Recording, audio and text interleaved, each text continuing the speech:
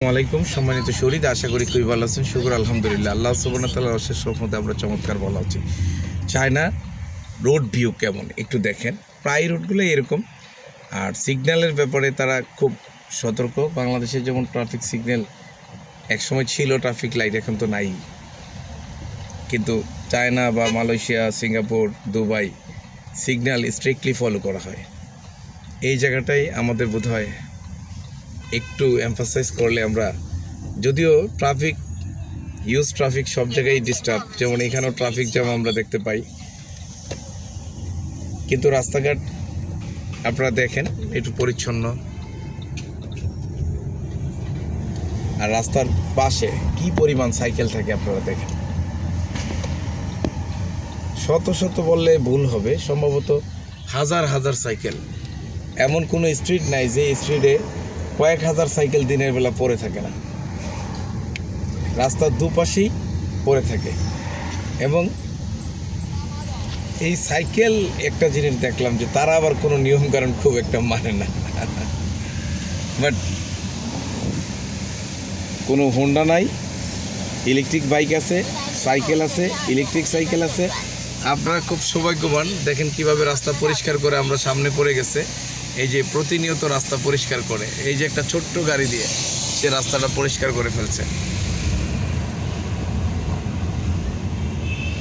আর এই যে সামনে যে লাল এবং হলুদের মতো এই যে পিলারটা দেখলেন, এটা হলো মেট্রো সাইড। এটা ফলো করে ওই দিকে গেলে আমরা মেট্রো খুঁজে পেয়ে যাব। পরিচ্ছন্ন গোছানো সিমসাম সিটি। আমরা একটা সাইডে আছি। এদের মূল যেই শহর সেটাও খুব গোছানো। তো আমরা ছোটবেলায় ছবিতে আঁকা অনেক শহর দেখেছি। তো কিছু কিছু শহরের ছবি তুললে, ভিডিও করলে মনে হয় ছবির মধ্যে দিয়ে যাচ্ছি। বা আপনারা যেমন, আমি সেনজেন থেকে একটা গাড়িতে উঠলাম ট্যাক্সি ক্যাবে, তো মনে হলো যে হলিউড মুভির মধ্যে আছে। দুই পাশের বিল্ডিংগুলো এত সুন্দর লাগে। তো এই বিষয়গুলো আসলে আপনারা দেখলেই বুঝতে পারবেন। কিন্তু সাইকেলের ব্যবহারে আমরা বোধহয় এদের কাছে দাঁড়িয়েও নাই। আমরা যদি এদের একটা পরিবার এরকম একটা ছোট্ট সাইকেলে চলে যায়, যেমন এইখানে এই যে সাইকেলটা দেখছেন, এই সাইকেলটাই প্রথমে স্বামী বসলো, পরে ওয়াইফ বসলো, আর সামনে বাচ্চাটা দাঁড়াই থাকে। অনেক সময় বাচ্চা বসার জন্য আলাদা সিটও থাকে।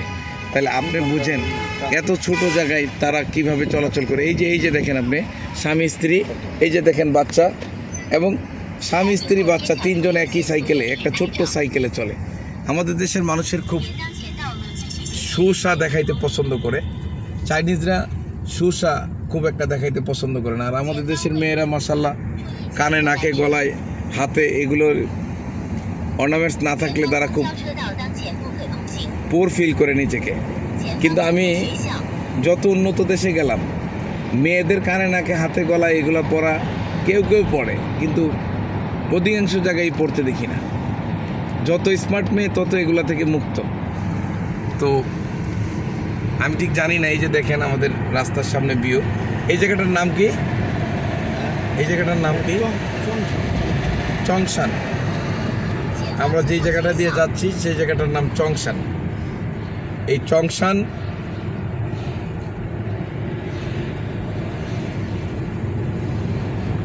রাস্তার ভিউটা কত সুন্দর লাগছে দেখেন।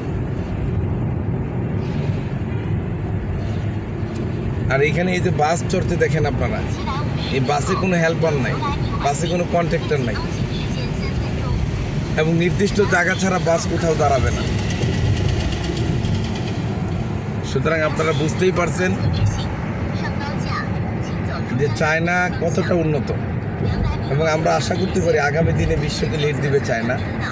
সুতরাং চায়নার সাথে আপনার ব্যবসা হোক, বাণিজ্য হোক, এবং চায়নায় আপনি একজন সফল মানুষ হিসেবে ঘুরে বেড়ান, এটা আমাদের প্রত্যাশা। আমরা চাই আপনাকে আগামী দিনে একজন সফল ব্যবসায়ী করে দিতে, একজন বড় মানুষ করে দিতে। এটা আপনিই হবেন, আল্লাহ সুবহানাহু ওয়া তাআলা যদি রহমতে লিখে থাকে। আমরা উসিলা মাত্র, আমরা শুধু চেষ্টা করি। আমাদের চেষ্টা আর আপনার আন্তরিক পরিশ্রম এবং প্রচেষ্টা দুটো মিলে সৃষ্টিকর্তা যদি আপনার ভাগ্যে লেখে থাকে এরকম চায়নার গুয়াংজুর মতো বিভিন্ন শহরে আপনি হতে পারেন সফল ব্যবসায়ী। এবং ব্যবসা যে শুধু চায়না থেকে বাংলাদেশে নিয়ে করবেন বিষয়টা এমন নয়, চায়নায় কোম্পানি স্থাপন করেও ব্যবসা করা সম্ভব। এবং যারা কোম্পানি করে দেয় এরকম বহু মানুষের সাথে আমাদের কমিউনিকেশন আছে, আপনারা চাইলে আমাদের সাথে যোগাযোগ করতে পারেন, কোনো অসুবিধা নেই। আপনারা মানে চায়নায় একটা এক্সপোর্ট ইম্পোর্ট কোম্পানি যদি করেন বিশ্বের যে কোনো দেশে পণ্য পাঠাইতে পারেন।